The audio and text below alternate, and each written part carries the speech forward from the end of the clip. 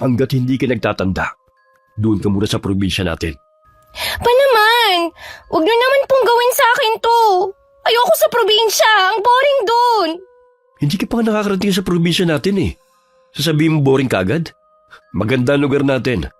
Magugustuhan mo ron. Pa naman eh. Nakikiusap ako sa inyo. Promise, magpapakabait na ako. Hindi na ako totropa kay na Joanna. Ilang beses ko nang narinig sa iyo yan. Pero hindi ka pa rin nagtatanda. Ginagawa ko ang bagay na ito para sa kabutihan mo. Nasisiguro ko, marami kang matututunan kapag nasa poder ka ng mga magulang ko. Kung buhay pa si Mama, hindi yun papayag sa plano niyo. Yun na nga eh. Wala na siya. Kung nandito siya, siguradong hindi yun matutuwa sa mga ginagawa mo. Kaya sige na, mag-impake ka ng mga damit mo. Maaga kitang ihahatid sa terminal. Hindi niyo man lang ba ako ihahatid kay na Lola? Hindi na, para matuto ka rin bumiyahe mag-isa. 20 ka na. Dapat isa yan sa matutunan mo. Sana lang, huwag niyong pagsisihan na ipinadala niyo ako ron. Ang pagrerebelde at hindi pagsunod sa mga nakakatanda ang nagdadala ng sariling kapahamakan sa mga kabataan na mas pinaiiral ang katigasan ng ulo. Magsilbing aral ang karanasan para mapabuti ang sarili at hindi para maging masama. Magandang araw sa inyo, Miss Gwen. Nagsimula akong makinig sa inyong channel nung magbakasyon ako sa probinsya. Mula nun nawili na akong makinig sa iba't ibang kwento na hango sa tunay na karanasan. Nainganyo na rin ako na magbahagi ng sarili kong karanasan sa inyong channel. Nangyari to nang magbakasyon ako sa kauna-unahang pagkakataon sa probinsya ng aking ama. Tubong Quezon Province ang papa ko. Pero sa Maynila na ako lumaki at nagdalaga. Hanggang nung 20 anyos ako, nagdesisyon ng papa ko na habang bakasyon sa eskwela, pauwi na ko kina Lola. Mula nang mamatay ang mama ko, naging matigas na ang ulo ko. Sa huli ko na naisip na kaya ako ginagawa ang kinagagalit ng papa ko dahil gusto kong pansinin niya ako. Subsub kasi siya nun sa trabaho at halos hindi na kami magkita sa loob ng bahay. Tawagin niyo na lamang akong Carissa. 22 ang edad sa kasalukuyan. At isasalaysay ko sa inyo ang aking kwento na may kinalaman sa kababalaghan na naganap sa akin. Ay, mabuti naman, Apo, at naging matiwasay ang biyahe mo. Maaga pa lang, hinihintay ka na namin ng Lola Guada mo. Hindi kasi namin maiwasan na mag-alala dahil mag-isa ka lang bumiyahe. Hindi naman po mahirap magbiyahe. Ay, nagugutom ka na ba, Apo? Hindi po ako nagugutom. Ay baka pagod ang apo natin. Hayaan na muna natin siyang magpahinga. Oo nga, halika na, Apo. Sasabahan kita sa magiging silid mo sa bahay na ito. Siya nga po pala. Pinabibigay ni Papa. Pasalubong po na binili niya. Salamat, Iha. Nag-abala pa talaga kayo ng papa mo. Maliwalas naman ang silid na ibinigay sa akin ni Lola Guada. May malaki rin yung bintana na pumapasok ang sariwang hangin. Napahinga na lang ako ng malalim. Hindi naman talaga probinsyang-probinsya ang lugar gaya ng iniisip ko. Moderno na rin halos lahat ng bahay na dadaanan ko kanina. Sana lang hindi boring ang pagtigil ko rito. Nang masiguro na wala na akong kailangan, lumabas na si Lola Guada. Ako naman nagtanggal lang ng suot na sapatos at saka nahiga sa kama. Dalaga na ang apo natin, Guada. Oo nga, Delphine. Huling nakita natin siya nung noong namatay ang mama niya. Ay naalala ko lang kung makakatagal siya rito sa atin. Mukha kasing sosyal yun ang apo natin eh. Napansin ko nga rin yon. Tsaka sinabi nga rin ni Manuel nung tumawag siya na medyo maarte ang anak niya. Tayo na lang daw ang bahalang magpasensya. Ay oo naman. Wala namang makakatuwang ang anak natin sa pag-intindi sa anak niya. Aminado naman si Manuel na malaki ang naging pagkukulang niya sa anak mula nung mamatay ang asawa. Akala niya kapag naibigay niya ang pangangailangan nito, sapat na yon. Huli nang magpagtanto niya na malaki na pala ang naging pagkukulang niya dahil nawalan siya ng oras kay Carissa. Hindi rin naman kasi magandang isinubsob niya ang sarili sa trabaho. Bakit ba ayaw pa niyang umuwi dito sa atin? Nabanggit nga niya dati na kapag nakatapos na si Carissa sa pag-aaral, magre-retiro na siya at dito na sa atin titira. Napapagod na rin daw kasi siya. Ay mabuti naman. Akala ko hihintayin pa niya na magpantay ang mga paa natin bago niya maisipang umuwi dito sa atin. Ang mabuti pa humuli ka ng manok at magluluto ako ng tinola para sa apon natin. Ay sige, kukuha na rin ako ng mga panggatong. Dahil siguro sa pagod na pahaba ang tulog ko. Madilim na nang magising ako. Iinat-inat akong bumangon at lumabas ng silid. Nakita ko si Lola Guada na abala sa kusina. Napalingon siya sa akin at saka ngumiti.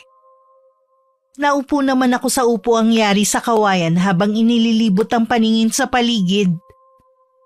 Ang layo kasi ng itsura ng tinitirhan nila sa bahay namin sa Maynila. Kung ano lang ang kailangan, yun lang din ang kagamitan sa bahay na yun. Napasarap yata ang tulog mo, Apo. 2 beses kitang sinilip kanina. Napakahimbing ng pagkakatulog mo. Siguro po, dahil sa pagod na rin sa biyahe. Ito ang unang beses na bumiyahe ako ng napakalayo. Tsaka mag-isa lang. Bumilib nga ako sa lakas ng loob mo. Buti hindi ka natakot. Hindi naman po. Nasaan nga po pala si Lolo Delphine? Binibisita lang ang mga alaga niyang hayop. Gabi-gabi niya yung ginagawa. Ano po bang pwedeng gawin dito para hindi ako mainip sa bakasyon ko, Lola? Pwede mo akong samahan sa bukid para hindi ka mainip dito sa bahay. Ho? Sa bukid? Naku, Lola, hindi ko pinangarap na masunog sa ilalim ng araw. Ayoko nga umitim. Palabiro ka pala, Apo.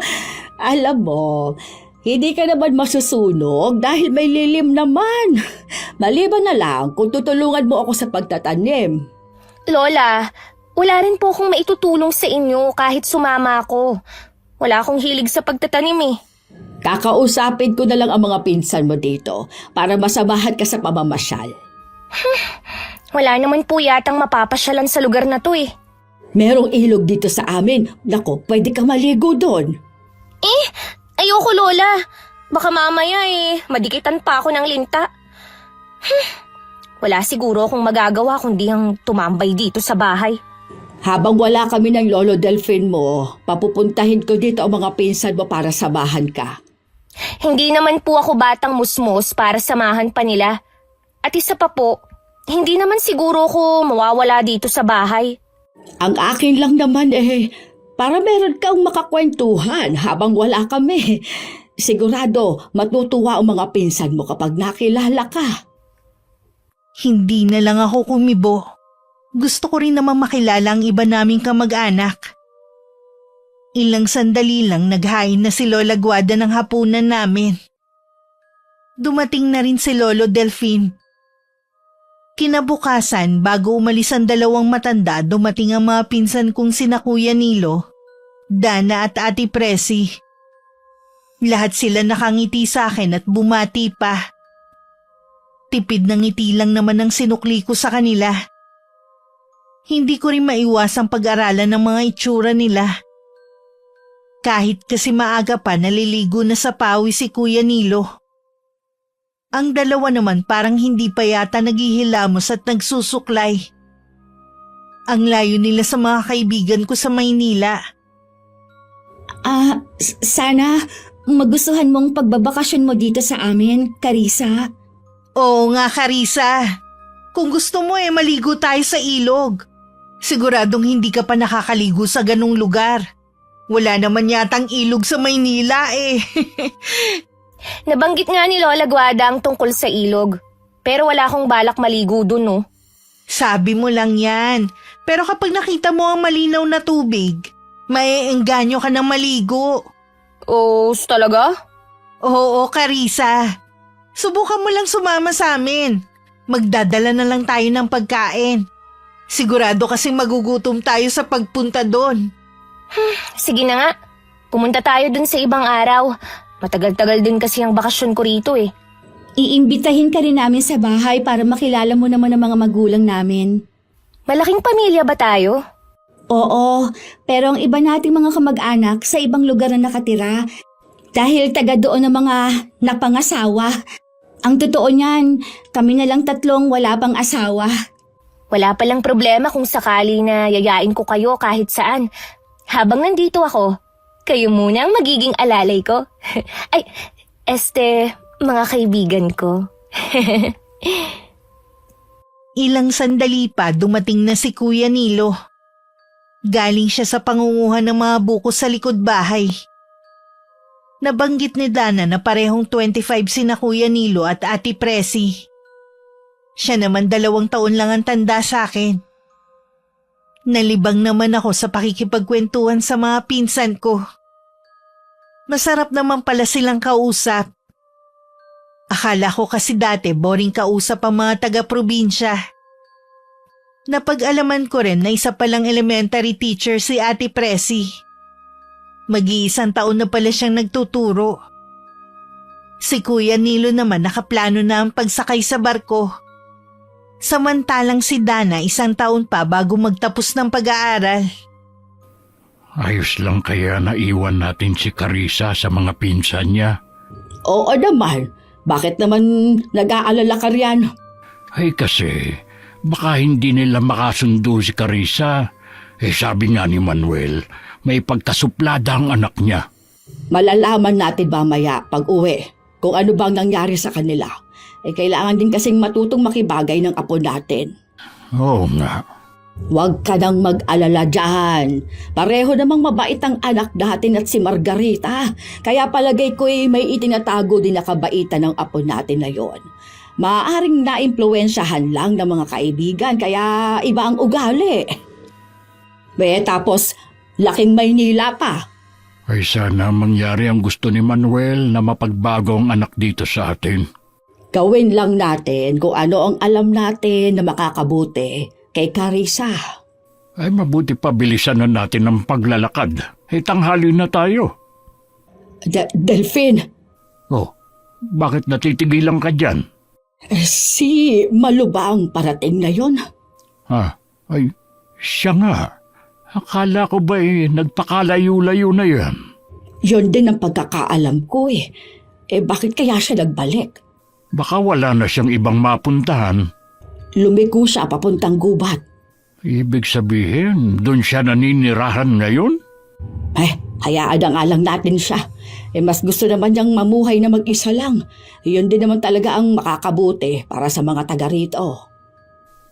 Nang pauwi na sina Lolo at Lola, nakasalubong pa nila ang 3 pinsan ko na pauwi na rin. Nagmano pa silang 3 nang makalapit. Masaya naman ang 2 matanda dahil ibig sabihin lang nun, nakasundo ko ang mga pinsan ko. Pagdating sa bahay, naabutan nila ako na hawak ang cellphone ko. Katatapos ko lang kasing kausapin nun si Papa. Nakasimangot pa ako nun at hindi man lang umite pagkakita kina Lola. Hindi kasi maganda ang naging pag-uusap namin ni Papa. Apo, may problema ba? Akala ko'y naging maayos ang pagpunta ng mga pinsan mo dito. Hindi naman po sila ang problema ko kundi si Papa. Nagkausap pala kayo ng ama mo. Ano naman ang napag-usapan niyo? Ayun, nagmamatigas pa rin po siya. Ayaw pa rin niya akong pauwiin sa Maynila. Hindi mo ba talaga gusto dito sa amin? Sorry Lola Guada, pero hindi po talaga ako tatagal dito. Hindi mo ba nakasundo ang mga pinsan mo? Okay po sila. Akala ko nga ang mga taga-probinsya, hindi nakakatungtong ng college kung hindi luluwas ng Maynila. Noon yun, Iha. Pero ngayon marami ng universidad na malapit. Huwag mo naman sanang maliitin ang mga taga rito. Ay hindi naman po. Yun lang po kasi ang pagkakaalam ko Mabuti na lang, sina Kuya Nilo at Ate Percy, may mga tinapos kahit mahirap lang sila. Kung wala ba, hindi mo sila kakausapin. Ay pasensya na po Lola pero namimili din kasi ako ng mga pakikisamahan Ayoko naman na wala pa sa kalingkingan ng mga kaibigan ko sa Maynila ang sasamahan ko rito. Alam mo ba, Iha, ang mga taga rito hindi tumitingin sa kung ano ang katayuan ng isang tao. Basta mabait, pakikisamahan nila. Yun siguro ang gusto ng ama mo na matutunan mo. Kaya po ako pinauwi rito ni Papa para parusahan. Huwag mong sabihin yan, Iha. Iba ang parusa sa gusto ka lang matuto ng iyong ama. Sa salita lang po ni Papa kanina, alam ko na wala na akong magagawa. Mabuti na lang, nandyan ang mga pinsan ko. Pipilitin ko na lang na libangin ang sarili ko. Mas maganda sana kung bukal sa kalooban mong pakikisama sa kanila. Mababait ang mga pinsan mo at wala ka rin namang ibang makakasama kundi sila. Totoo naman po ang pinakita ko sa kanila kanina eh. Hindi pa ba sapat yun? Nasisiguro ko sa'yo, Iha.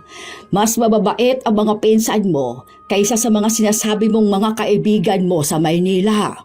Mas matagal ko pa na nakasama ang mga kaibigan ko sa Maynila. Ako lang po ang makakapagsabi kung mabait ba sila o hindi. Siya, huwag ka na sanang magalit. Mas maganda ka kapag nakangiti ka lang kaysa sa nakasimangot. Humalukip-kip na lang ako.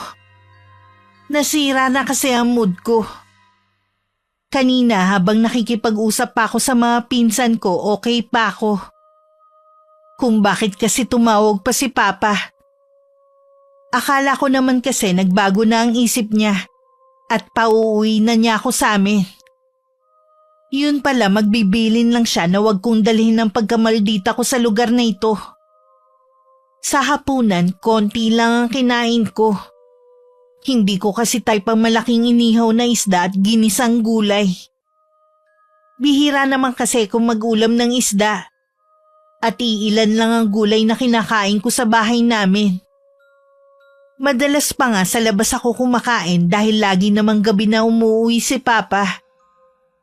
Nagtataka rin ako kung bakit sobrang aga ng hapunan nila rito. Pero hindi na lang ako nagtanong. Carissa, ano ang ginagawa mo dito sa labas? Oh, kayo po pala, Lolo. Hindi pa po kasi ako inaantok eh. Napansin ko na konti lang ang kinain mo kanina sa hapunan. Hindi ko po kasi gusto ang ulam. Bihira lang kasi akong kumain ng gulay eh. Hindi ko rin po type yung inihaw na isda. Wala bang pwedeng iulam na iba rito? Magsabi ka lang sa lola mo kung ano ang gusto mong iulam at bibilhin niya. Ayaw naman namin na mga yayat ka habang nandito ka. Pakiramdam ko po, napakabagal ng oras dito sa inyo. Wala man lang kayong TV. Walang wifi at mahina pa ang signal. Pasensya ka na, Iha, kung wala kami ng mga nabanggit mo. Dati kasi binilahan kami ng TV ng papa mo. Pero dahil lagi naman kaming nasa bukid at hindi nagagamit, nasira lang yun. Elo, ilang taon na po ba kayo? Bakit nagtatrabaho pa rin kayo sa bukid? 70 na ako, Iha. Matanda na pala kayo, Lo. Pero hindi halata dahil malakas at makisig pa rin kayong tingnan. Ganyan yata kapag batak sa trabaho, Apo. Hindi po ba kayo napapagod? Dapat nga po nagpapahinga na kayo. Yung mga lolo ng mga kaibigan ko na kaedad nyo lang. Naku, ang dami ng sakit. Kayo po ba? May nararamdaman na kayo sa katawan?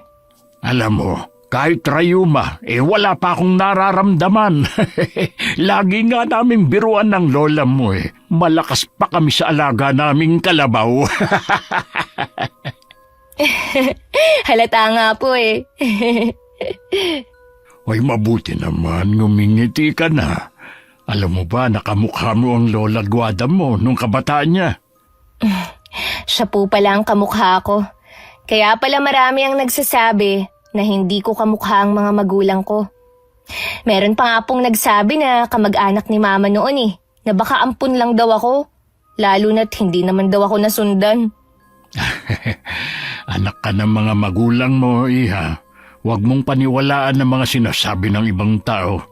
Oo nga po. Matagal ko na rin po yung inisip. Mabuti na lang sinabi nyo. Dito sa probinsya, ang bilis lumalim ng gabi. Ay, tara na sa loob ng bahay. Sumunod naman ako kay Lolo. Nauna na akong pumasok sa loob ng bahay habang siya palingalinga sa paligid na parang may hinahanap.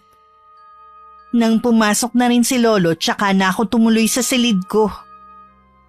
Maaga pa rin naman akong nakatulog ng gabing yon. Kinabukasan bisita ko ulit sina Kuya Nilo, Ate Presi at Dana. Niyaya nila akong pumunta sa bayan. Sumama naman ako sa kanila. Kung masaya ang pagpunta namin, hindi nung pag-uwi. Si Kuya Nilo na lang ang naghatid sa akin. Sa ibang tricycle na sumakay ang dalawa.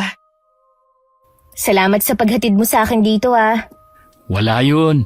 Hindi naman kita pwedeng pabayaang umuwing mag-isa eh. Ako mananagot sa lolo at lola natin. Ano ba ang problema ng dalawang yun? Wala naman sana. Kaya lang, ikaw binigyan mo sila ng problema. Ha? Ano ka mo? Hindi kasi tama ang ginawa mo. Kahit sino, magagalit. Alin ba doon ang ikinagagalit nila? Yung pinagbitbit ko sila ng mga pinamili ko? Hindi mo lang sila pinagbitbit. Makailang ulit mo silang tinawag na alalay.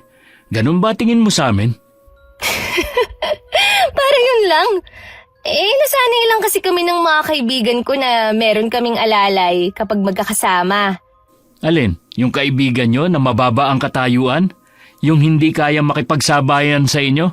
Para lang hindi mapag-iwanan? Pumapayag na lang na utusan nyo? Wala namang masama dun eh. Mabuti nga, pinapayagan namin siyang mapabilang sa tropa namin eh. Iba naman sina Presi at Dana. Mga pinsan mo sila.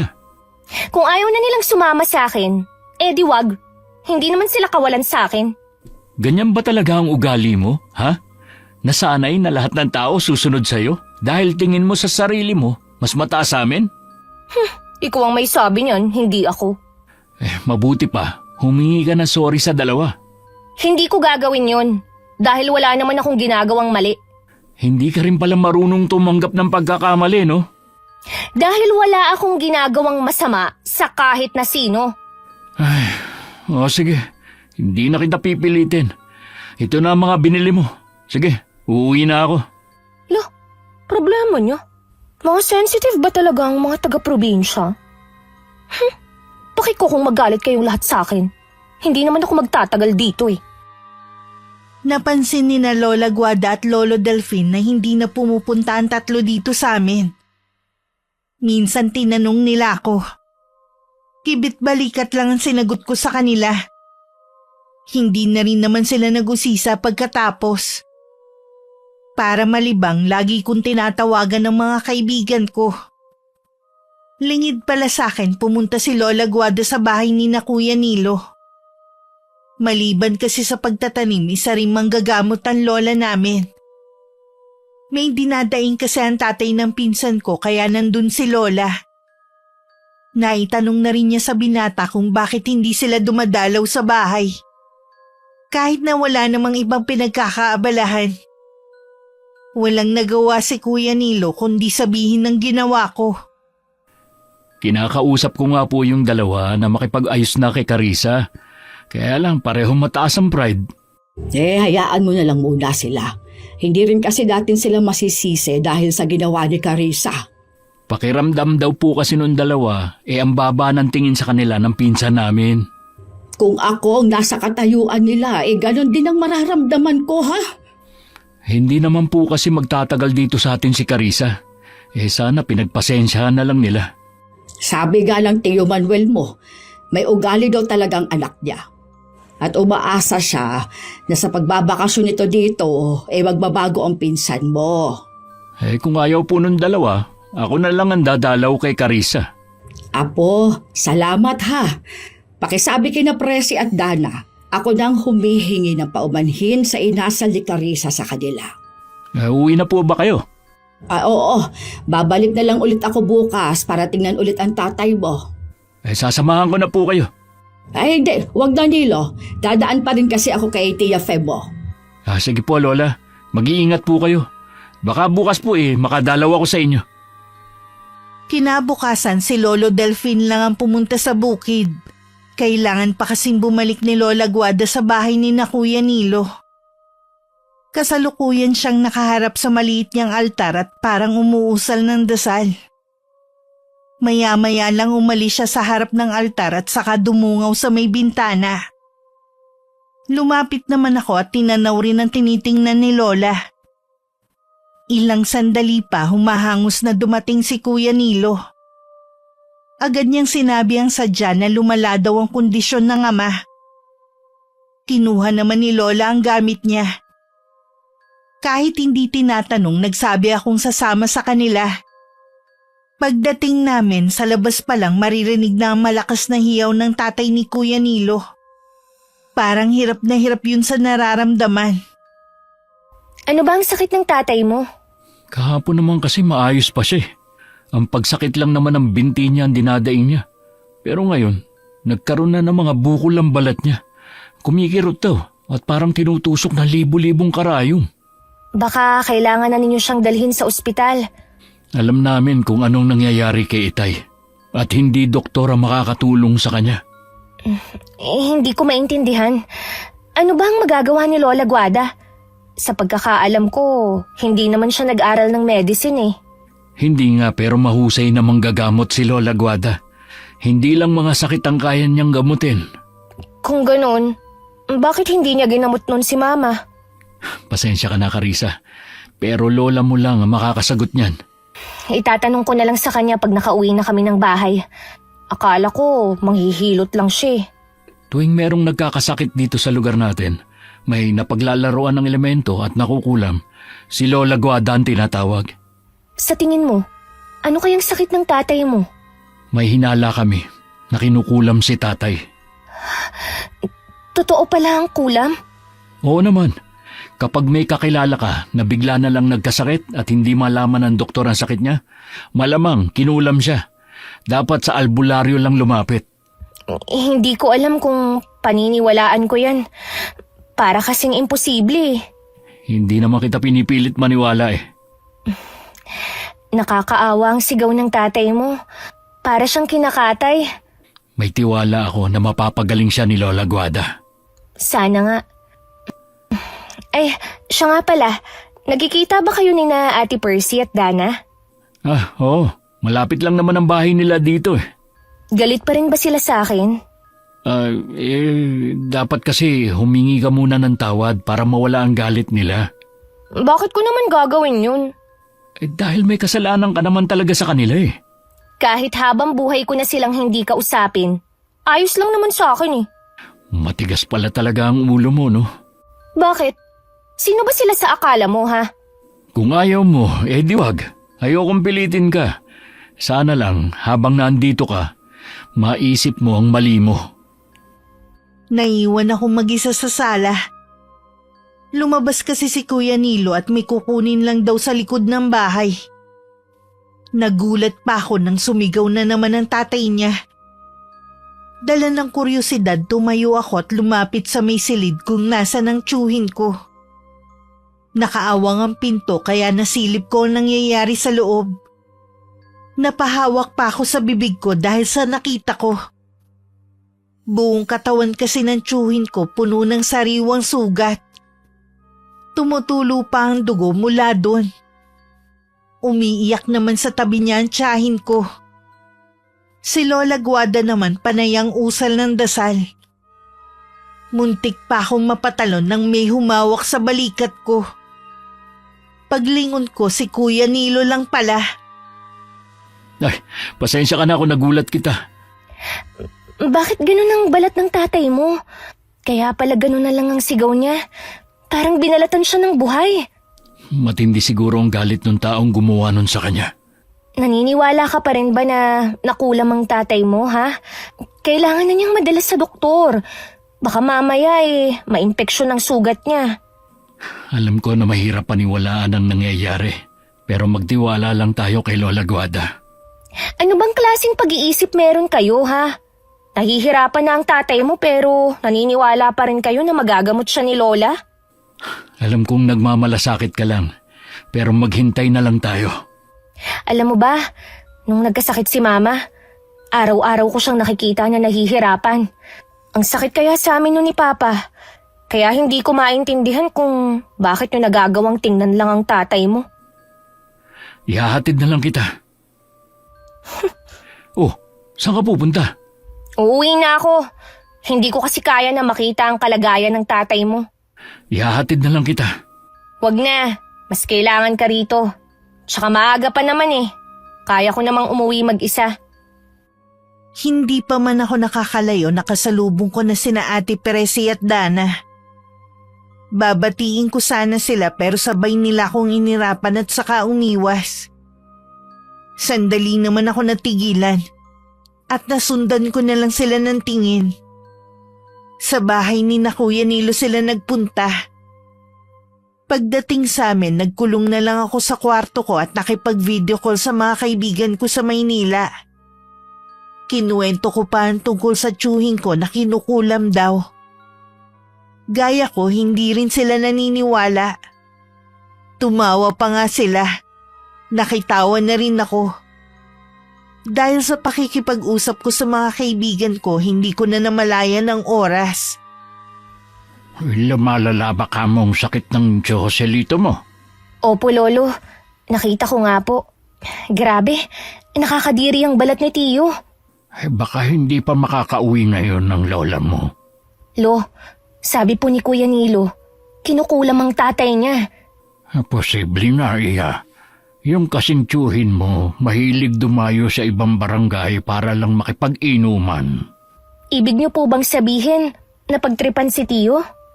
Ganun na nga, o di kaya may nakaaway siya na hindi sinasabi. Pasensya na po kayo, Lolo ah. Pero hindi kasi ako naniniwala sa kulam eh. Baka sakaling maniwala ako kung sa akin na mismo mangyari yun. Naiintindihan kita, iha, pero wag mong hilingin na mangyari sa'yo.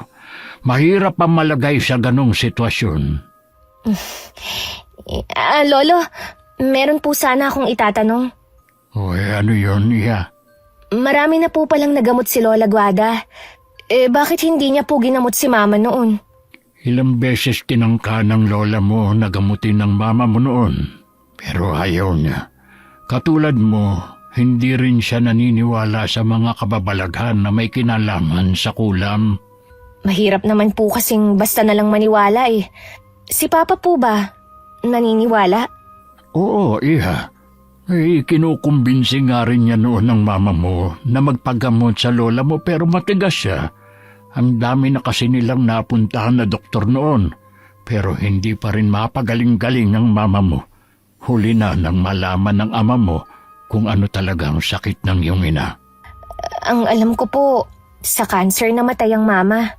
Nabanggit ba ng papa mo ang dahilan kung bakit sarado ang kabaong ng iyong ina nung burol hanggang sa mailibing siya? Ang sabi lang po niya, dahil pumayat si mama.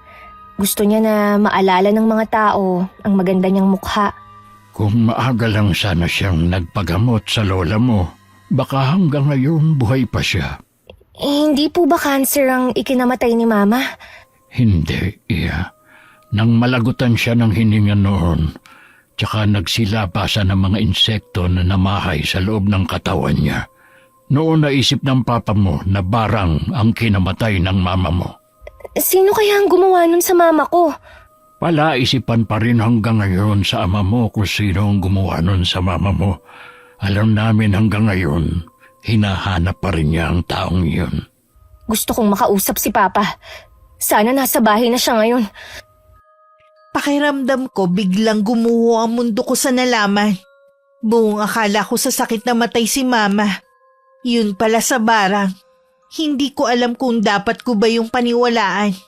Kinuha ko ang cellphone ko at tinawagan ko si Papa. Matagal din bago niya ako sinagot. Hindi na ako nagpaligoy-ligoy. Tinanong ko siya agad. Nung una gusto niyang umiwas. Pero sa huli umamin na rin sa akin. Alam kong umiiyak siya sa kabilang linya. Buong gabi tuloy akong walang tulog. Iniisip ko ang mga nalaman ko. Dahil walang tulog, tanghali na akong nagising. Akala ko wala na akong kasama sa bahay. Kaya nagulat ako na makita si Lola Guada sa kusina. Lola, nakauwi na pala kayo. Kumusta na po si Tio Joselito? Maayos na ang lagay niya ngayon. Para nga lang nagdahilan. Talaga po? Nakita ko siya kagabi Malala na ang lagay niya. Sa awa ng Diyos, nalagpasan niyang nangyari sa kanya. Kayo po ang nagpagaling sa kanya. Ang galing niyo po, Lola. Pwede kang dumalaw sa kanila kahit anong oras. Nasa bukid na po ba si Lolo Delfin? Hindi na muna siya pumunta sa bukid.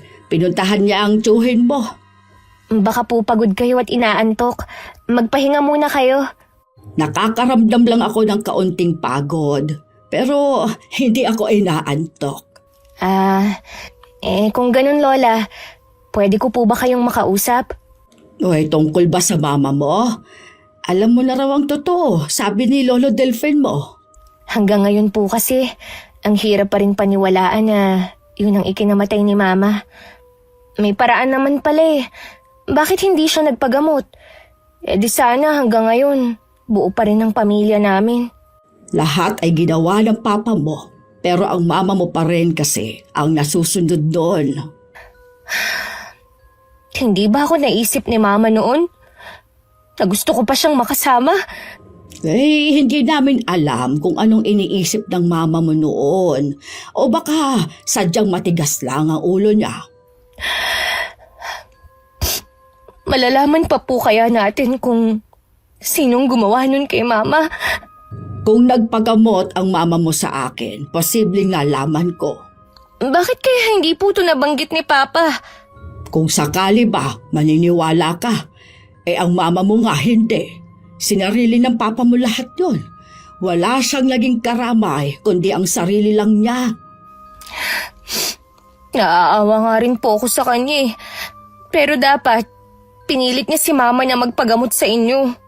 Tapos na rin naman. Wala na tayong magagawa pa. Ganun na lang po ba yun? Wala na ang mama mo. Sigurado naman kung nasaan man siya, masaya na siya. Sana nga po. Masaya at tahimik na ang kaluluwa niya. Mahalin mo na lang ang papa mo at ang mga taong mahalaga sa'yo. Hindi natin kasi alam kung hanggang kailan lang tayo sa mundong ito. Ang mahalaga, maipadama sa mga mahal natin sa buhay kung gaano sila kahalaga sa atin. Naisip kong tama si Lola. May panghihinayang lang ako nararamdaman ngayon. Dahil hindi ko yun naiparamdam kay Mama nung nabubuhay siya. Sinabi ko naman sa kanya na mahal ko siya. Pero sa palagay ko, hindi naging sapat yun. Hindi ko kasi siya naalagaan nung may sakit siya. Hindi ko rin kasi naisip na mawawala siya sa amin agad. Isang araw nakita ko si Tio Joselito. Malakas na at parang hindi pinagdaanan ng nangyari sa kanya. Ni bakas ng mga sugat sa katawan wala akong makita. Magaling nga talaga si Lola Guada. Naniniwala ka na ba sa kulam? Oo. Alam mo bang barang din pala ang ikinamatay ng mama ko? Ha? Yung gumagamit ng insekto? Mas matindi yun kaysa sa kulam. Akala ko sa sakit na kanser na matay si Tia Margarita. Yun lang ang sinabi ni Papa. Nalaman mo ba kung bakit hindi siya nagpagamot kay Lola Guada? Ayaw daw niya kahit anong pilit kay Papa. Hindi rin kasi siya naniniwala Sa mga doktor lang siya nagtitiwala. Alam kong hindi madali ang pinagdaanan yung mag-ama nang mawala ang mama mo. Hindi ko sinasabi na kalimutan mo na ang nangyari pero kailangan niyo pa rin magpatuloy sa buhay. Ano pa ba ang ginagawa ko? Kahit mahirap na walang ina, ginagawa ko pa rin ang dapat para maging proud si Mama. Kung nasan man siya ngayon. Sigurado ko na mahusay kang estudyante. Pero sa palagay ko, mas magiging proud pa sa'yo ang mama mo kung medyo babaguhin mo yung ugali mo. Ano naman ang problema sa ugali ko, ha? Yung tungkol na naman ba kay na Ate Percy at Dana? Huwag ka namang magalit. Nagsumbong kasi yung dalawa na nung makasalubong mo sila, inisnab mo na naman daw. Sana ikaw na lang ang lumapit at nakipagbate, hindi yung susupladahan mo pa. Yun pala ang sinabi nila, ha? Okay. Di mas lalo akong hindi makikipagbati sa kanila. Huwag mo sanang kakalimutan na mas matanda sila sa'yo. Eh ano ngayon? Tingin ko rin wala na rin silang balak makipagbate dahil sa pagmamatigas mo. Eh sana bawasan mo yung pagkamaldita mo. Hindi lahat kasi ng mga taga rito maiintindihan ka. Pwede ba? Huwag mo akong utusan kung ano ang ugaling ipapakita ko. Ganito na ako eh. Walang sino man ang makakapagpabago sa akin. Oo na. Nasabi mo na nga yan eh. Pwede ba? Para hindi masira ang araw ko, huwag mo nalang babanggitin ang dalawang yon. Okay? Okay, sige. Ako na lang ang sasama sa iyo at magpapasyal. Ayos lang ba? Oo naman. Wala namang problema sa akin kahit tayong dalawa lang. Mabuti na lang hindi umiwas sa akin si Kuya Nilo. Kundi mas nakakainip ang bakasyon ko rito. Ayoko rin naman talaga dun sa dalawa. Ewan ko ba para kasing may ugali rin. Pakiramdam ko na pipilitan lang din silang pakisamahan ako dahil kina Lola. Nang mga sumunod na araw, pinuntahan namin lahat ng bahay ng mga kamag-anak namin na nun ko lang nakita. Mainit naman ang pagtanggap nila sa akin. Ilang beses din nag-cruise ang mga landas namin ni na Ate Presi at Dana pero walang pansinang naganap. Napapakamot na lang tuloy ng ulo sa amin si Kuya Nilo. Pambihira talaga si Presi. Imbis na gamitin ang pagiging matandang pinsan niya, siya pa tong nagpapalaki ng issue niyo. Nakita mo naman na hindi ko sila pinapansin eh. Pero ang talim ng mga titig nila sa akin. Naturingang teacher pa naman siya. Hayaan mo, pagsasabihan ko siya. Gusto ko pa rin na magkaayos kayo bago ka umuwi ng Maynila. Nangangarap ka na naman ng gising. Hindi na yun mangyayari. Kahit ano ang sabihin mo, hindi ako nawawalan ng pag-asa. Ay, siya nga pala. Kilala mo ba yung babaeng yun? Lagi ko kasi siyang nakikitang dumadaan dito sa tapat ng bahay eh. Minsan pa nga, sumusulyap siya rito. Si Aling Malu yun. Ilang buwan din siyang hindi umuwi sa lugar na to. Sabi ni tatay, sa gubat siya nagpatayo ng bago niyang kubo. Akala ko, sa Maynila lang uso ang pulubi. Dito rin pala. Huwag kang tumawa at hinaan mo rin ang boses mo. Baka mamaya marinig ka. Totoo naman ang sinabi ko ah. Tingnan mo nga ang itsura niya. Parang hindi naliligo. May diferensya ba siya sa pag-iisip? Wala. Tumahimik ka na nga dyan. Tingnan mo, lumingon siya. Narinig ka yata niya. Eh ano? Mabuting at marinig niya eh.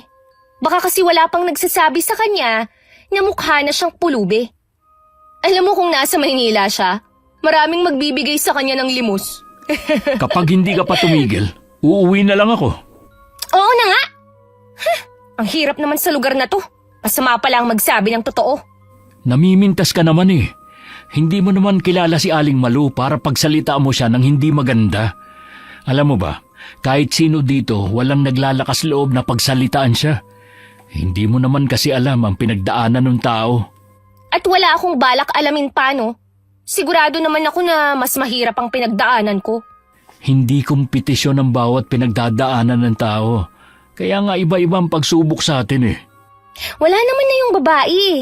Kaya tigilan mo na yung paninermon mo. Pero ang sama ng tingin niya sa akin kanina. Kapag nakasalubong mo siya, iwasan mo na lang. Iiwasan ko talaga siya, no? Ayoko naman makisalamuha sa mga katulad niya. Halos araw-araw na sa amin si Kuya Nilo kaya hindi ako naiinip. Tuwing nakatambay kami sa labas ng bahay, lagi rin dumadaan si Aling Malu. Sandali siyang titigil at susulyap sa akin. Parang may galit ang mga titig niya. Baka nga narinig niya ang mga sinabi ko noon. Araw yun ng linggo. Inaasahan kong darating si Kuya Nilo pero inabot na ng tanghalian, hindi pa rin siya dumarating.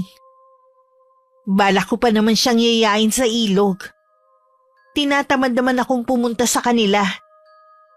Baka kasi makasalubong ko na naman yung dalawa. Masira lang ang araw ko. Hindi yata dumalaw si Nilo. Hindi ko nga po alam kung bakit hindi siya pumunta. Baka sumama sa ama niya sa kabilang baryo. Hindi na kasi pinapayagan si Joselito ng asawa na dumayo doon mag-isa. Oo nga po pala, doon siya nadali ng kulam. Nahuli na po ba ang gumawa nun sa kanya? Humingi naman ng tawad yung gumawa. Nayabangan lang daw kasi sa tiyuhin mo kaya ipinakulam. Ang babaw naman po ng dahilan na yun. Kung ako kay Tio Joselito, hindi ko siya patatawarin. Ipapakulong ko na lang. Sa tagal ko lang nanggagamot, wala pa akong alam na naipakulong dahil sa kulam. Kung sabagay nga po, wala namang maniniwala sa kulam o barang. Baka mapagkamalan pang baliwang magrereklamo. Natutuwa nga pala ako dahil sa nakikita ko hindi ka na naiinip dito sa amin. Naiinip pa rin po. Pero mabuti na lang, nandyan si Kuya Nilo para samahan ako sa mga lakad ko. Mas masaya sana kung marami kayo. Sayang, hindi nakakasama sa inyo sina Presi at Dana. Naku Lola, ayoko na po silang makasama kahit kailan. Ni ayoko nang marinig ang mga pangalan nila. Hindi tama ang ganyang asal, Apo. Sila po ba? Tama ang inaasal sa akin? Ikaw naman daw kasi ang nagsimula. Hindi na po mahalaga kung sino ang nagsimula. Bisita at nagbabakasyon lang ako dito tapos ganun sila umasta sa akin. 3 linggo na lang, uuwi ka na sa Maynila. Sana, makipag-ayos ka na sa kanila. Gusto mo bang baunin ang sama ninyo ng loob? Kapag nakauwi na po ako, makakalimutan ko na rin sila. Gusto ko pa sana bumalik ka dito. Malabo na po yan, Lola. Napilitan lang naman ako na magbakasyon dito dahil kay Papa Ay, galon ba? Maglalakad-lakad lang po ako Naiinip na po kasi ako Hindi ko naman kasi matawagan ng mga kaibigan ko dahil busy sila. Sige. Huwag kang lalayo, ha? Hindi ko na nakita pa ang lungkot sa mukha ni Lola Guada. Nangako kasi siya sa papa ko na magbabago ako sa pagtigil dito. Pero sa nakikita ni Lola sa akin mukhang mabibigo siya. Paglingon ko nakatanaw pa rin siya sa akin. Binilisan ko na lang ang paglalakad kahit hindi ko alam kung saan ako pupunta. Narinig naman ni Lolo ang naging pag-uusap namin ni Lola. Kahit siya nakakaramdam ng lungkot. Lumapit siya kay Lola habang nakatingin din sa direksyon ko. Tanggapin na lang siguro natin na hindi na siya magbabago. Kahit sana yun lang ang maitulong natin sa anak nating si Manuel. Oo nga, pero anong gagawin natin? Patuloy ko pa rin siyang ipagdadasal. Hindi ko pala nabanggit sa'yo. Kahapon, kinausap ako ni Pia. Nagsumbong daw kasi sa kanya ang anak na si Dana. May ginawa na naman ba sa kanila si Carissa? Wala naman. Pero di ba nga tuwing nagkakasalubong ang mga yan, hindi nagpapansinan. Ay, wag na lang sanang makisawsaw si Pia sa alitan ng mga bata. Lilipas din naman ang hindi nila pagkakaunawaan. Yun na nga sabi ko Kilala mo naman ang babaeng yun.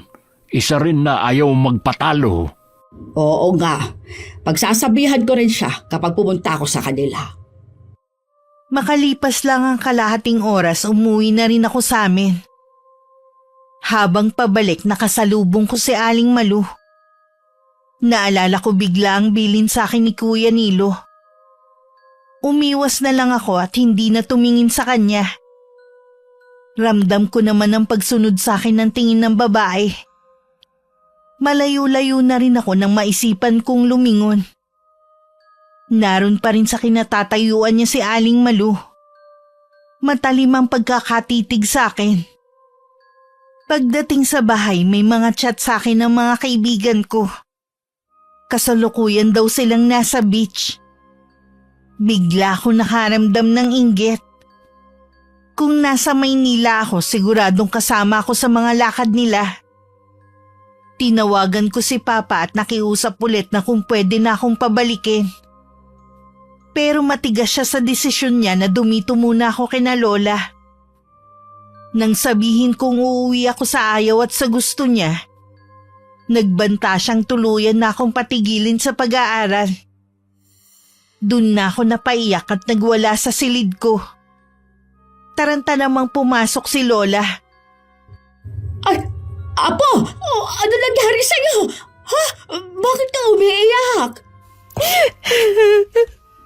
Gusto ko na po kasing umuwi ng Maynila. Pero ayaw po akong payagan ni Papa. Ah, talaga ba na gusto mo na umuwi sa inyo? Opo. Namimiss ko na ang buhay ko dati. Ilang linggo na lang naman uuwi ka na. Hindi ko na nga po kayang tumira dito. Hindi ganitong buhay ang kinasanayan ko. Hindi niyo ba naiintindihan? Naiintindihan naman kita, Apo. Hayaan mo. Patatawagin ko ang tiyuhin mo sa papa mo para makausap ko. Sasabihin ko sa kanyang sunduin ka na. Nagbanta po si Papa. Na oras na umuwi agad ako. Hindi na niya ako pag-aaralin. Biruin niyo yun? Anong klase siyang ama? Gusto ba niyo na wala akong marating sa buhay, ha? Kakausapin ko siya para maliwanagan. Huwag ka na umiyak, Apo. Bakit ba nangyayari to sa akin? Ang gusto ko lang naman gawin kung anong magpapasaya sa akin. Tapos si Papa, itinapon ako sa lugar na to. Ganun ba kasama ang lugar na ito para sa'yo? Kailangan niyo pa bang itanong yan, Lola? Hindi po ako sanay sa ganitong lugar. Yung sobrang tahimik. Maagang naghahapunan ng mga tao at maagang natutulog. Ayoko ng buhay probinsya. Ay, mukhang hindi ka natatagal dito. Kapag nakausap ko si Manuel, kung hindi ka man niya masundo dito, ipahahatid kita kay Nilo. Paano po kung tutuhanin niya ang sinabi niya na hindi na niya ako pag-aaralin? Ako nang bahala sa bagay na yan. Hindi ako papayag. Nag-iisa ka lang ng anak. Tungkulin niya yon. Sinisiguro ko sa'yong makikinig sa akin ang tatay mo. Sige po, La. Sana makumbinsin niyo siya. Para na talaga akong mababaliw dito. Samantalang yung mga kaibigan ko, kung saan-saan na sila nakakarating. Ay, sige na. Tumahal ka na ha. Ayoko umiiyak ka. Ayusin mo na ang sarili mo. Nang makalabas ng kwarto ko si Lola Guada, nagpahid na ako ng mga luha. Inayos ko na rin ang mga kinalat kong gamit sa sahig. Si Lola naman pinuntahan ng isang anak niyang may cellphone at pinatawagan si Papa. Nagkausap naman sila at sinabi ko anong gusto kong mangyari. Napailing-iling na lang si Lola sa naging sagot ng Papa ko. Umuwi rin naman siya agad at nag-aabang na si Lolo Delfin sa kanya. Palabas sana ako ng kwarto nang marinig ko ang pagtatanong ni Lolo sa naging pag-uusap nila. Dahil gusto kong malaman na naging pag-uusap ni na Papa at Lola, nakinig muna ako sa kanila. Hoy, nagmamatigas ang anak mo. Gagawin daw niya talagang sinabi niya oras na umuwi si Carissa. Sana sinabi mo na nahihirapan ng apo natin dito. Hindi nga kasi sanay ang bata sa buhay probinsya. Lahat ng sinabi ko sa kanya ayaw niya talagang pumayag. Pinarating din kasi ni Pia ang tungkol sa alita ng mga apo natin. Pambihira naman si Pia. Bakit kailangan pa niyang iparating kay Manuel? Hindi talaga nag-iisip ang manugang natin yun. Pinuntahan ko nga sa kanila pagkatapos kong makausap si Manuel. Sabi ng anak wala daw sa kanila. Hindi ko lang alam kung totoong wala siya o baka inuutos lang sa anak na yun ang sabihin. Paano kasi? Takot na masita mo. Takot naman pala siya. Gagawa-gawa pa siya ng kalokohan. Ay, aliwin na lang natin si Carissa para hindi na niya ipilit na umalis dito sa atin. Gusto ko pa nga sanang makasamang apo natin. Kaya lang, ayaw naman niya dito sa atin. Ako rin naman. Hindi na nga natin siya nakasama nung maliit siya. Ngayon naman, nagmamadaling umalis. Kung magpupumilit siyang umalis, wala na tayo magagawa para pigilan pa siya. Sana makumbinsi siya ni Nilo na hintayin na lang matapos ang bakasyon niya. Palagay ko kahit si Nilo walang magagawa para pigilan si Carissa sa pag-alis. Hindi ko maiwasang manlumo sa narinig ko. Tumulo na naman ang luha ko. Pakiramdam ko hindi na ako mahal ni Papa. Nagtataka kasi ako bakit natitiis na niya ako ngayon. Pakiramdam ko rin pinaparusahan niya ako sa isang kasalanang hindi ko alam. Dahil galit ako sa kanya, hindi ko siya tinatawagan. Hindi ko na rin sinasagot ang mga chat niya sa akin. Kahit si Kuya Nilo, hindi ko na rin hinarap ng dumalaw sa akin. Lagi lang ako nagkukulong sa kwarto. Palagay ko po, naiinggit lang si Chapia kay Carissa dahil sa Maynila nakatira. Kita niyo naman po kung gaano kaganda at kasosyal ang pinsan ko. Gusto kasi niya na maging tulad nito si Dana. Iyon na nga ang dahilan kung bakit siya nakikisawsaw. Nakalimutan ko na numero 1 nga palang inggitera yung si Pia. Ito naman kasing si Dana nagpapasulsul din. Si Presi ba ayaw pa rin makipagkasundo. Busy po siya. Alam niyo naman po ang mga teacher ngayon. Maraming gawain maliban sa pagtuturo ng mga estudyante. Paano yan? Ayaw ka rin harapin ni Carissa? Palalamigin ko na lang po muna ang sitwasyon bago siya kausapin. Salamat, Nilo, ha? Kahit natatarayang ka ng pinsan mo, hindi ka nagagalit sa kanya. Ganyan po talaga mga babae, lalo na sa edad ni Carissa. Ang lakas ng topak. Mawawala rin yan kapag nagkaedad na siya. Malawak talagang kaalaman mo pagdating sa mga babae, pero wala ka namang pinapakilalang nobya. Hindi pa po kasi ako sinasagot nung nililigawan ko sa kabilang barangay. Masyadong pakipot. Lahat namang ginawa ko para mapasaya siya. Marami pa namang babae dyan. Kung ayaw niya sa'yo, edi maligaw ka ng iba. Ganun na nga lang po ang gagawin ko. Tingin ko kasi natatakot siya sa mga magulang niya. Yun ang mahirap. Kapag magulang nakikialam sa desisyon ng anak. Oo nga po maiba nga pala ko. Nakikipag-inuman pa ba ang tatay mo sa ibang lugar? Hindi na, Polo. Nadala na Sa bahay na lang po siya umiinom kapag merong nagyayaya. Mabuti naman. Nabawasan ang pag-aalala ko. Ang swerte naman po ni na tatay. Kahit kasi matatanda na sila, nandyan pa rin kayo. Ganun talaga mga magulang. Maiintindihan mo rin ako kapag magulang ka na. Paano, Polo? Uuwi na po ako Gagawin ko na lang yung inuutos ni nanay na gapasin yung mga damo sa likod ng bahay namin. Pang-5 araw na to ng pagkukulong ko sa kwarto. Nakaramdam na rin ako ng matinding pagkainip. Kaya lumabas na ako ng bahay at naglakad-lakad habang nag-iisip. Dahil wala sa sarili, hindi ko na malayang nakalayo na pala ako. Hindi pamilyar sa akin ang lugar na kinatatayuan ko. Iginala ko ang mga mata ko sa paligid. Wala ni isang bahay ako nakikita. Noon ako nakaramdam ng takot. Kung ano-ano na ang pumasok sa isip ko. Muntik pa nga ako mapalundag sa takot nang may magsalita sa likuran ko. Pagharap ko, nanlaki ang mga mata ko nang makilala ko kung sino ang nasa harapan ko ngayon. Kayo lang po pala. Akala ko kung sino na. Mukhang naliligaw ka yata. Hindi naman. Pauwi na nga ako Sige Hindi dyan ang daan. Wag mo nga akong hawakan. Tingnan mo nga ang dumi ng kamay mo. Hindi kasi dyan ang daan. Baka lalo kang hindi makauwi. Gaano ba kalaki tong lugar nyo para maligaw pa ako, ha? Tsaka pwede ba? Wag mo nga akong kinakausap. Talaga bang ganyan kayong mga taga Maynila? Masyadong matalas ang dila sa aming mga taga-probinsya.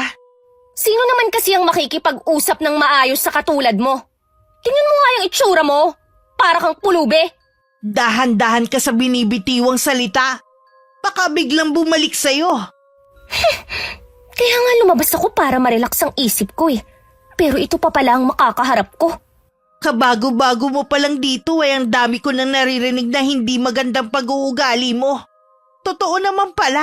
Wala akong pakialam kung ano ang sinasabi nila tungkol sa akin. Tumabi ka nga dyan! Lalo mo lang pinapainit ang ulo ko eh. Bad trip na nga ako eh.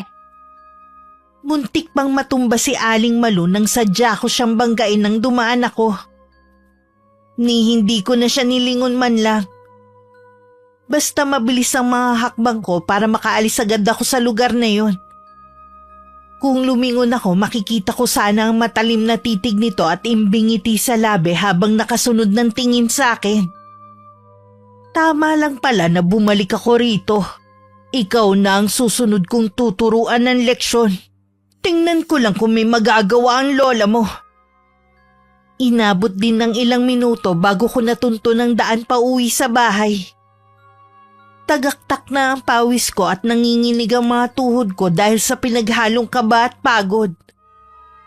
Mabuti na lang may nakasalubong ako nangunguha ng kahoy at itinuro sa akin ng daan pa uwi. Tuyong-tuyo ang lalamunan ko nang makapasok ako sa bahay.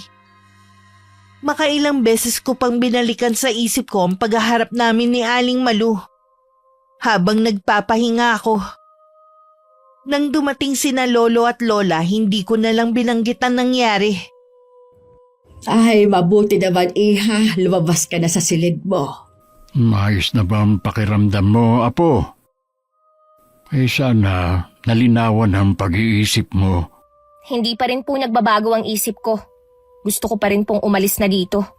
Sasamahan ka namin sa sakayan. Pero palipasin mo muna ang parating na bagyo. Mahirap kasi kung abutan ka sa biyahe. Kaya po pala makulimlim kanina pa. Kaya nga umuwi na rin kami agad ng lola mo. Kung ako lang po hindi nyo na kailangang magtrabaho sa bukid. Dapat nag-e-enjoy na lang kayo sa buhay. Masaya naman kami sa ginagawa namin ng lola mo eh. Saka mas manghihina kami kapag pumirmi lang kami dito sa bahay. Yung isang araw nga lang na hindi makapunta sa bukid para na akong nanghihina. Lola, hindi na po ba kayo nang gagamot? Wala pa namang nagpapatawag sa akin. Salamat nga sa Diyos dahil ang huling biktima ng kulam dito sa atin ang Tio Joselito mo lang. Oo nga, kahit bumalik na si Malu. Si Aling Malu po? Lagi mo ba siyang nakikita? Dumadaan po siya rito sa tapat ng bahay natin. Ano po bang tungkol sa kanya? Huwag kang lalapit sa babaeng yon. Iwasan mo siya hanggat maaari. Dapat pala binigyan kita ng porselas na pangontra. Lalo po akong naguluhan sa inyo. Sumunod ka na lang, Iha, para din naman sa kabutihan mo ang sinasabi namin. Okay po. Hindi naman ang katulad niya ang kinakausap ko. Mamaya, ibibigay ko sa iyo ang sinasabi kong porselas. Bigla ko tuloy naisip kung tama bang itinago ko sa kanila ang naging enkwentro namin ni Aling Malu. Nadagdagan pa tuloy ang mga tanong sa isip ko. Bago ako matulog nung gabing yon, ibinigay sa akin ni Lola ang isang bracelet. Parang pamilyar to sa akin. Nang maalala ko na meron din ito si Kuya Nilo. Hindi ko na muna isinuot at itinabi ko muna. Kinaumagahan, bisita namin si Kuya Nilo. Hinarap ko na rin siya dahil baka yun na ang huling beses na pagbabanding naming dalawa. Buo na talaga kasi ang pasya ko na umuwi na ng Maynila. Nasa labas kami ng bahay. Habang si Lolo Delfin abala sa pagsisibak ng kahoy at si Lola Guada naman abala sa kusina. Talaga bang hindi na kita mapipigilan? Hindi na. Kahit ano pa ang gawin mo o sabihin mo. Kapag umalis ka, siguradong hindi ka na rin babalik. Ganun na nga. Kahit sandali ka lang dito, mamimiss pa rin kita. Maaalala naman kita lagi. Kapag pumunta ka ng Maynila, pwede ka namang dumalaw sa bahay namin. Oo ba? Basta sasamahan mo ako sa magagandang pasyalan dun, ha? Oo naman, kahit hindi mo sabihin. Ililibre mo rin ba ako? Ano ka? Sinuswerte? Hayaan mo, pag-iisipan ko. Minsan lang naman ako pupunta ng Maynila kaya dapat talaga ilibre mo ako. Uy, wag mong kalilimutan na estudyante pa lang ako. Ay, oo nga pala. Di bale, kapag nakasakay na ako sa barko, ililibre naman kita. Sabi mo yan Nabulahaw ang masaya naming pagkukwentuhan ni Kuya Nilo nang marinig naming sumisigaw si Lolo. Nasa labas ng bakuran namin si Aling Malu. Nang tumingin siya sa akin, may kaba akong naramdaman na hindi ko maipaliwanag. Si Kuya Nilo ang lumapit sa lolo namin para awatin ito. Ano bang hinihintay mo? Umalis ka na! Ayokong umaali-aligid ka dito sa bahay namin! Huwag kang magdala ng kamalasan dito! Alis na! Umalis na po siya, Lo. Tumigil po ba siya rito? Dati kasi dumadaan lang siya eh. Nahuli ko siya na nakatayo dito na bumubulong. Alam ko na meron siyang ginagawang orasyon. Ha? Para po kanino kaya? Kinakabahan ako na baka may masama siyang binabalak kay Carissa. Hindi po kaya nagalit siya sa sinabi noon ni Carissa? Bakit ngayon mo lang yan sinabi? Pasensya na po, Lo. Nawala sa isip ko na banggitin sa inyo. Bakit naman kasi bumalik-balik pa sa lugar natin ang mangkukulam na yun? Malayo sina Lolo at Kuya Nilo sa kinaroroonan ko kaya hindi ko marinig ang pinag-uusapan nila. Pero nasisiguro ko na ako ang topic nila. Dahil pasulyap-sulyap sila sa akin habang nag-uusap. Ilang sandali pa pumasok na kami sa loob ng bahay. Larawan din ng pag-aalala sa mga ito. Si Lolo kinausap din si Lola. Huwag siyang magkakamali na may gawin sa apo natin. Dahil kung hindi, matitikman niyang ganti ko sa gagawin niya. Wala siyang ginagawa sa mga taga rito. Pero dahil dayo lang si Carissa, iniisip niya siguro na magagawa niya ang anumang gustuhin niya. Sinusubukan niya talaga ako. Siguro iniisip niyang matanda na ako, kaya mahina na rin ang kapangyarihang taglay. Gawin natin ang lahat para protektahan ang ating apo. Nang makauwi si Kuya Nilo, masinsinan akong kinausap ni Lola Guada. Hinanap pa sa akin ng bracelet. Kinuha ko naman yun sa silid ko at isinuot. Nakahinga naman ng maluwag si Lola nang makita na suot ko na yun. Pakiramdam ko iniisip ni Lola na yun ang magliligtas sa akin. Huwag mong aalisin yan kahit anong mangyari. Alam ko po na meron kayong itinatago sa akin. Ano po ba yun? Mabuti pang sabihin na natin kay Carissa. Kilala si Malu na masamang mangkukulam. Wala naman siyang sinasaktan sa mga taga rito. Nawala siya ng ilang buwan noon at inakala ng lahat na hindi na babalik. Ilang araw ka palang narito sa amin nang makita namin siya ulit. Naging panatag kami na wala siyang gagawin sa'yo dahil apo ka namin. Kaya lang, mukhang nagkamali kami ng akala. Lola, may nagawa po ako sa kanya. Sinabi na ni Nilo sa amin. Hindi lang po yun. Nagkita kami sa isang lugar at ang dami ko pong sinabi na hindi maganda sa kanya. Muntik pa nga siyang matumba dahil sinadya ko siyang banggain nung paalis na ako. Kung ganon, may masama kang ginawa sa kanya. Kilala ng mga taga rito na masama at mapaghiganti si Malu. Kailangan natin siyang puntahan sa tinitirhan niya. Humingi ka sa kanya ng tawad. Baka sakaling hindi niya ituloy ang masama niyang balak. Bakit ko naman po yun gagawin? Gumawa na lang po kayo ng ibang paraan. Tutal, alam niyo na ang balak niya. Hindi yon ganon kadali, Iha. Sa totoo lang po, Lola, hindi ko kaya na hihingi ako ng tawad sa pulubi na yun. Baka po may iba pang paraan. Mahalaga ang bawat sandali. Kailangan mo magdesisyon bago mahuli ang lahat. Pasensya na po, Lola, Lolo. Gusto ko na pong magpahinga muna. Pero apo, Hindi mo siya pwedeng pilitin na sumama sa tinitirhan ni Malu at gawin ang labag sa kalooban niya. Wala ring silbi kahit humingi siya ng tawad. kung ganon, ako na lang ang pupunta sa kanya. Hindi ka pwedeng pumunta doon ng mag-isa. Baka kung ano ang gawin niya sa iyo. Hindi naman pwedeng maiwan si Carissa dito na mag-isa. Huwag mo na akong alalahanin. Kaya kong pangalagaan ang sarili ko. Walang nagawa si Lolo Delfin sa naging desisyon ni Lola. Malakas na ang hangin na nagbabadya na paparating na ang bagyo pero hindi yun inalintana ni Lola Guada. Pagdating sa gubat, nakita niya ang maliit na kubo. Sandaling natigilan si Lola dahil hindi niya maramdaman ang presensya ni Aling Malu. Nang makalapit siya sa may pintuan, bahagya yung nakabukas kaya itinulak niya. Walang gamit sa loob kundi maliit na altar na may nakasindi pang mga kandila. Sinuyod pa niya ng tingin ng buong paligid. Wala nang anumang makikita doon. Nasisiguro niya na umalis na ang nakatira sa kubo.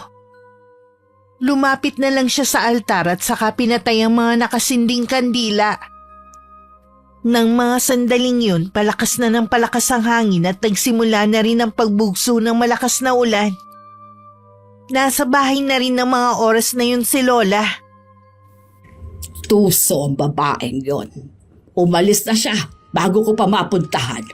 Ibig lang sabihin nun, naibigay niya na ang sumpa kay Carissa. Ganon lang ha. Nakahanda na rin naman ako oras na lumabas sa mga sintomas sa apo natin. Hindi ko akalain na sasapitin din niya ang nangyari sa mama niya. Hindi, Delfin. Maililigtas ko ang apo natin. Hindi siya mawawala katulad ng mama niya. May tiwala naman ako sa iyo. Alam ko na magagawa mong iligtas ang ating apo. Ay, nako. Sumabay pa ang bagyo na ito. Mapaminsalaman, biyaya pa rin maituturing ang bagyo. Tama ka yan. Sa dami ng mga biyayang natanggap natin, hindi dapat tayo nagreklamo. Ipapaalam ba natin kay Manuel? Wag na muna siguro.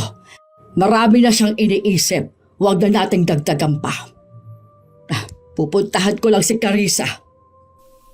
Kasalukuyan akong nakahiga lang sa kama habang hawak ang cellphone. Umupo ako nang pumasok si Lola Guada. Tumabi siya sa akin at saka sinuri ang kabuuan ko. Nakahinga naman siya ng maluwag na makitang ayos lang ako. Lola, bakit po? Gusto ko lang masigurong ayos ka. Nakaharap niyo na po ba si Aling Malu? Nang puntahan ko siya sa tinitirhan niya, wala na siya. Siguradong hindi na siya babalik. Ay, edi mabuti. Wala na pala tayong problema eh. Ibig sabihin lang noon, hindi ka niya mapapatawad. Ha? Lola, ano po bang mangyayari sa akin? Katulad po ba ni Tio Joselito? Iba-iba ang uri ng kulam. Depende kung anong sumpa ang iginawad sa'yo. Baka po katulad kay Mama. Matagal din siyang pinahirapan. Marami pa po akong pangarap, Lola. Nandito lang ako, hindi kita pababayaan. Bakit ba hindi ko naisip agad ang kahihinat na ng ginawa ko? Nagmatigas pa ako. Imbis na makinig at sumunod na lang sa sinasabi niyo. Sa totoo lang, Lola, mainit lang ang ulo ko noon. Kaya ako napagbuntunan si Aling Malu. Bata ka pa kasi at padalos-dalos sa ginagawa. Hindi mo naman sinasadya ang nangyari. Ang daming pumapasok sa isip ko ngayon, Lola. Gusto ko nang pagsisihan ng mga ginawa ko. Ang pinakamabisang sandata pa rin laban sa takot na nararamdaman natin at laban sa kasamaan ay taimtim na pagdarasal. Hindi ko na po matandaan ang huling beses na nagdasal ako. Ito na ang pagkakataon mo na tumawag at humingi ng awa sa Panginoon. Papakinggan po ba niya ako? Oo naman, lahat tayo ay pinakikinggan niya. Nang gabing yun, taimtim ako nagdasal sa Diyos. Humingi ako ng tawad sa lahat ng mga nagawa kong kasalanan. Nagmakaawa din ako na sana wag hayaan ni Lola na magtagumpay si Aling Malu sa masama niyang balak. Pagkatapos naging mahimbing naman ang tulog ko kahit malakas ang ulan sa labas. Kinabukasan mabigat ang katawan ko. Hindi ko maigalaw ang buo kong katawan at parang may mabigat na nakadagan. Sinubukan kong tawagin sina Lolo at Lola, Pero walang boses na lumalabas sa akin. Tanging mga mata ko lang ang gumagalaw. Sa sulok malapit sa lumang kabinet may naaaninag akong nakatayo doon. Nakasuot yun ng itim na damit. Carissa, gising ka na ba? Nandito si Malo. Nararamdaman ko presensya niya. Lola! Lola, kanina ko pa kayo gustong tawagin. Pero walang boses na lumalabas sa akin. Hindi ko rin maigalaw ang buong katawan ko. Huwag ka na umiyak. Nandito na ang lola. Patawarin mo ako kung ngayon lang ako. Nandito po siya kanina. Maaaring ang espiritu lang niyang pinaglakbay niya papunta rito. Tuso talagang mangkukulam. Hindi mo ako kakayanin, Malo! Kung ako sa'yo, bawiin mo ang orasyong ginawa mo. Oras na mahanap ko ang lunas. Ibabalik ko ito sa'yo. Binulong niya sa akin na pahihirapan niya ako. Hanggang sa ako na mismo ang humiling sa kamatayan ko. Hindi, huwag mong pakinggan ang sinasabi niya. Magtiwala ka lang sa akin, Apo. Opo, Lola. Huwag niyo po akong iiwan mag-isa.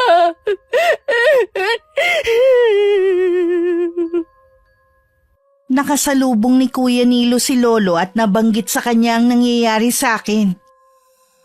Kinakitaan naman ng matinding pag-aalala ang pinsan ko. Hindi na muna niya tinapos ang pinagagawa sa kanya ng mga magulang. Agad na rin siyang pumunta sa bahay namin. Naabutan niyang natutulog ako. Hindi siya makapaniwalang sa sandaling panahon naging butot balat na lang ako. Namamagari ng tuhod ko at may malaking sugat. Tinatanggalan pa yun ni Lola ng mga uod na halos kasing laki ng butil ng bigas. Hindi niya matagalan na nakikita. Kaya lumabas muna siya sa kwarto ko. Naabutan niya si Lolo na gumagawa ng herbal sa kusina namin. Sana naman po gumaling na si Carissa. Mapapagaling siya ni Lola Guadamo, gaya ng ibang napagaling niya. Bakit po wala pang ginagawa si Lola? Matindi ang ginawang sumpa ni Malu. Gusto niyang subukan ng lola niyo. Hindi siya dapat magkamali dahil pwede yung ikapahamak ng pinsan mo. Ay, kawawa naman si Carissa. Dobling kamalasan ang dinanas niya sa pagpunta rito. Matapang si Carissa. Alam kong malalampasan niya ito. Sa kalagitnaan ng pag-uusap ni na Lolo Delfin at Kuya Nilo, bigla akong nagising at nagsisigaw. Napatakbo naman ang pinsan ko sa silid ko. Nakita niyang nakatali ang mga kamay at mga paa ko sa higaan habang pilit ako nagpupumiglas. May dahon din na nakalagay sa noo ko. Si Lola Guada nakatayo sa paanan ko at bumubulong ng mga salitang Latin. Kalmado lang siya habang nakatingin sa akin. Kuya Nilo! Tulungan mo akong makawala rito! Hindi maaari. Kailangan mo munang gumaling. Wala akong sakit! Babalik na ako ng Maynila ngayon! Pakawalan niyo na ako! Sinabi ng pakawalan niyo na ako!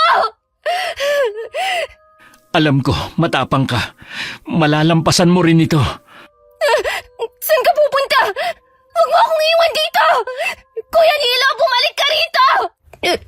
Kuya Nilo! Sa labas na lang muna naghintay si Kuya Nilo. Panay din ang dasal niya na sana gumaling na ako agad. Napagdaanan din kasi ng pamilya niya ang nangyayari sa akin. Kaya alam niya kung gaano kahirap ang nasa sitwasyon ko. Ilang sandali pa dumating din si Ate Presi at Dana. Bakas din sa kanila ang matinding pag-aalala. Sandali rin silang sumilip sa kwarto ko. At awang-awa sila na makita ko sa ganung kalagayan. Salamat naman pumunta kayo rito. Akala ko matitiis niyo na si Carissa eh. Uy, grabe ka, hindi naman ganun katigas sa mga puso namin, no? Hindi pa siya nagkakasakit, balak na namin makipagkita sa kanya. Oo nga, naghahanap lang talaga kami ng tiyempo. Kahit gusto ko sanang dumito pa si Carissa. Kung magkakasakit naman siya, mabuti pang bumalik na lang siya sa Maynila. Oo nga, tayo na lang ang dumalaw sa kanya sa Maynila kapag may pagkakataon. Mas lalawakan ko na ang pangunawa ko sa kanya. Tutal, tayo naman ang mas matanda sa kanya. Mabuti naman at wala na ang galit sa mga puso niyo. Alam ko na pagkatapos na nangyari sa kanya, lalambot na rin ang puso niya sa inyo. Sa panahong naghihirap ako, hindi umalis ang mga pinsan ko sa tabi ko. Hindi ako makapaniwalang sa kabila ng masamang ginawa ko sa kanila. Kabutihan pa rin ang isinukli nila sa akin. Napaluha na lang ako. Pinahid naman ni Ate Presi ang luha na tumulo sa pisngi ko. Para maibsan ang nararamdaman kong sakit, lagi akong pinapainom ng herbal ni Lolo. Kahit marami akong nararamdaman sa katawan, alam kong pangatlong araw na akong nakaratay. Ganun na katagal akong nakikipaglaban sa karamdaman na gawa ng isang tao. Napuno ng galit at paghihiganti ang puso. Pagkatapos kong inumin ng herbal, sumenyas ako sa mga naroon na matutulog muna ako. Wala na po siyang ginawa kundi ang matulog. Maigi na yun, kesa sa gising siya. Wala na siyang ginawa kundi humiyaw sa sakit. Ganon po ba kabagsik ang kaalaman sa kulam ni Aling Malu? Kaya nahihirapan si Lola Guada na matukoy ang lunas? Ganon na nga. Pinakamabagsik ang ginamit niya para kulamin si Carissa. Gusto rin niya kasing gumanti sa lola niyo dahil siya ang nakatalo noon sa nanay niya.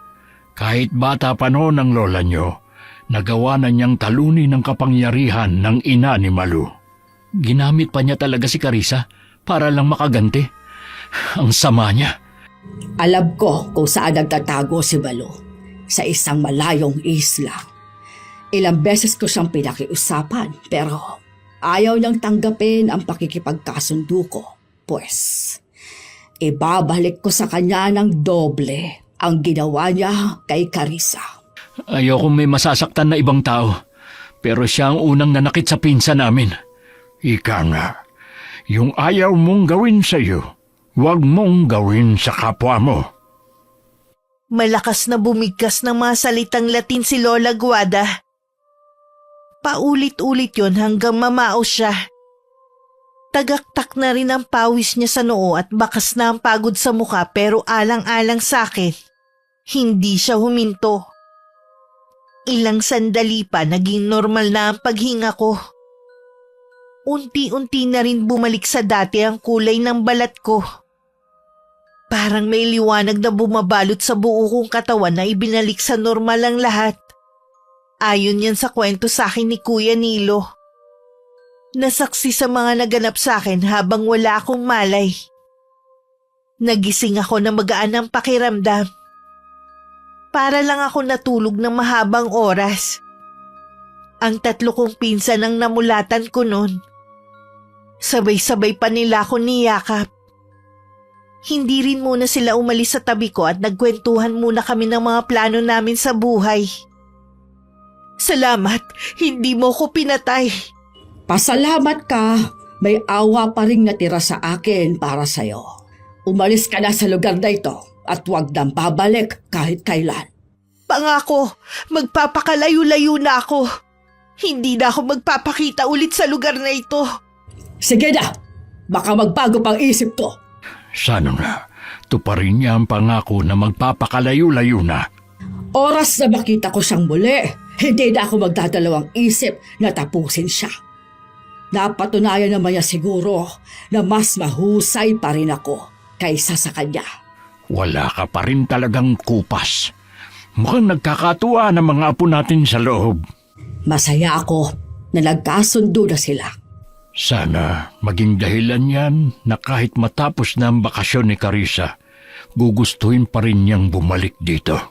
Marami ng dahilan ng apo natin para bumalik ulit sa piling natin. Kung kailan naman nag-i-enjoy na ako sa bakasyon ko tsaka naman malapit nang matapos. May naramdaman akong lungkot sa puso ko. Kung pwede nga lang na wag na akong umalis, mas pipiliin ko na dumito na lang sana. Alam kong ilang araw nang napapansin nila Lola ang pagiging malungkot at tahimik ko. Ibinigay ko na rin ang bracelet na napigtal nung mga panahon na may sakit ako. Meron pa naman ako dyan. Yun na lang ang ibibigay ko sa'yo. Salamat po Lola sa pag-aalaga niyo sa akin habang nandito ako.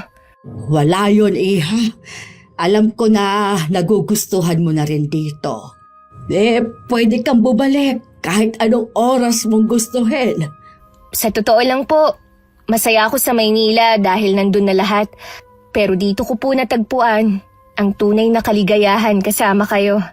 Masaya ako na marinig yan sa'yo. Kung pwede lang po sanang dito na lang ako tumira. Ang plano ng papa mo, kapag nakatapos ka ng pag-aaral, uuwi na siya dito. May pagkakataon ka pa na magdesisyon. Talaga po, hindi ko alam na gusto rin pala ni Papa na tumira dito. Ikaw lang naman ang inaalala niya. Salamat din, Apo, dahil binigyan mo ng saya ang bahay na ito kahit panandalian lamang. Nung hapon naging bisita ko naman si Kuya Nilo. Sa labas kami tumambay habang nakikinig sa isang channel sa YouTube. Hindi ako makapaniwalang mahilig palang makinig ang pinsan ko ng mga katatakutan. Ang paborito daw niya ang kwentong kulam. Nagkaroon tuloy ako ng ideya pero tsaka ko na yun babanggitin dito. Kapag wala kang ginagawa, makinig ka lang sa channel na to. Nasisiguro ko, mawiwili at maaadi ka din katulad ko. Mukha ngang maganda, tsaka may aral din. Katulad ng nangyari sa'yo, alam ko na meron kang natutunan. Oo naman. Ang karanasan kong ito ang nagturo sa akin na ang kabutihan ang laging nagwawagi. Sa mga karanasan natin, natututo tayo na maging mabuti. Sinong mag-aakala na ang malditang katulad ko, pwede pa palang magbago? Hindi ko rin akalain na mamahalin ko ang lugar na to higit sa Maynila. Natutunan mo rin kung paano makisama at magpakumbaba. Oo. Salamat sa inyo ni na Ate Presi at Dana. Sana sa susunod, mas matagal ka nang magbabakasyon dito. Sigurado yun. Ngayon pa ba na meron na akong tropa na mga pinsan ko rin? Nang sunduin ako ni Papa, hindi rin siya makapaniwala sa malaking pagbabago sa akin. Lalo na nang sabihin ko na gusto ko ulit magbakasyon kina Lola. Inilihim na lang din namin sa kanya ang malagim na nangyari sa akin. Ayaw na kasi naming makonsensya si Papa dahil ideya niya magbakasyon ako doon. Nakakatakot man na naging karanasan ko sa probinsya namin, mas nangibabaw pa rin ang masaya at makabuluhang pangyayari sa buhay ko. Bago ko bumalik sa Maynila, itinapon ko na ang masamang ugali na meron ako at tinira ko na lang ang kabutihan sa puso ko at ang karanasang nagturo sa akin kung paano maging mabuting tao. Sana po sa mga katulad kong kabataan matuto tayong makitungo ng tama. Huwag nating isipin lagi tayo ang sentro ng atensyon. Kapag maganda ang asal, papuri ang matatanggap kahit saan tayong makarating. Ang kawalang galang naman kapahamakan ng dulot sa atin. Sana maging inspirasyon ng kwento ko sa lahat ng mga nakikinig sa araw na ito. Mabuhay ang inyong channel, Miss Gwen. Wakas.